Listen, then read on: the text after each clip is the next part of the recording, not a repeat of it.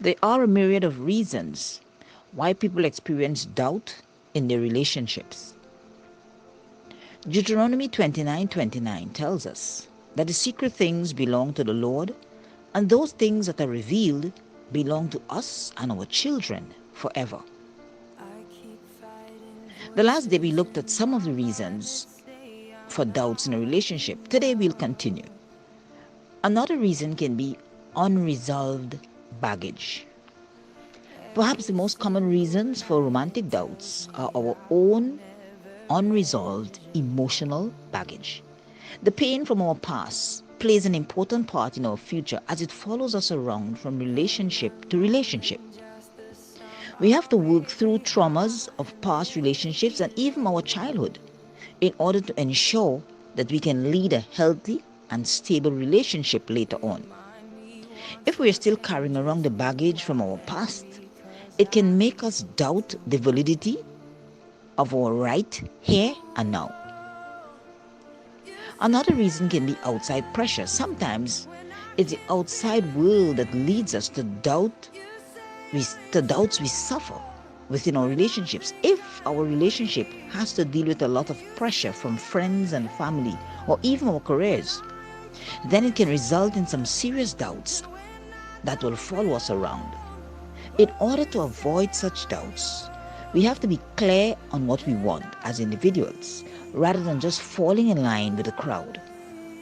Thirdly, off-mark validation can also lead to relationship doubts.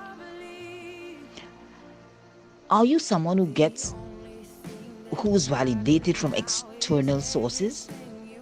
Outside of being an important indication of insecurity, it can also become a cause of serious relationship doubts. The longer we base our worth off the people and experiences around us, the more variable and unstable our internal self will become. Our ability to make decisions to erode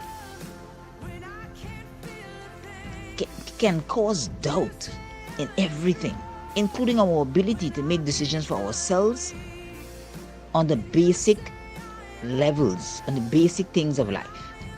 So what are some of the things that we should do? In terms of the unresolved baggages, we need to identify our feelings. We often push our feelings aside only to face them later on when they resurface.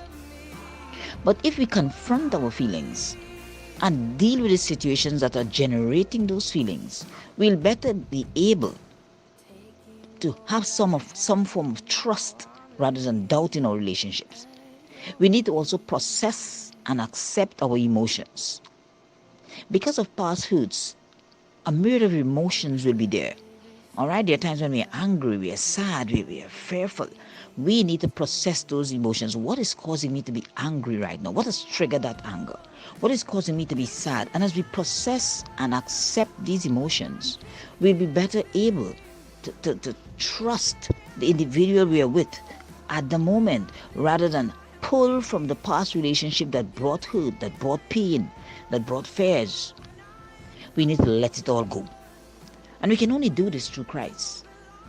Then we also need to set some parameters for a relationship. Don't allow others to dictate what you and your partner should and should not do, because you would have established that God is the leader of your relationship, and you and your partner would decide on the rules that will govern your relationship. Then let God and what you would have established be the governing or the guiding force in this relationship, and avoid the outside input, constant input, because that in itself can lead to its own doubts. Then we need to be assertive. Talk openly and honestly about your feeling. Listen to your partner. Make an effort to understand his or her point of view. And be grateful. Be grateful when someone does something for you, however small, because these little things will help us to trust, show gratitude, and recognize that we can overcome our unresolved baggages. We can stop the off-mark validation, and more so, we can trust God He says to trust him with all our heart, lean not to our own understanding, in all our ways acknowledge him, and he will direct our paths. He's our constant helper, our guide, our counselor. He wants to be those things, but most he wants to be our friend. So let's talk to him about our fears. We can even talk to a counselor so that he or she can help us to reframe our thoughts and even help us with our doubts.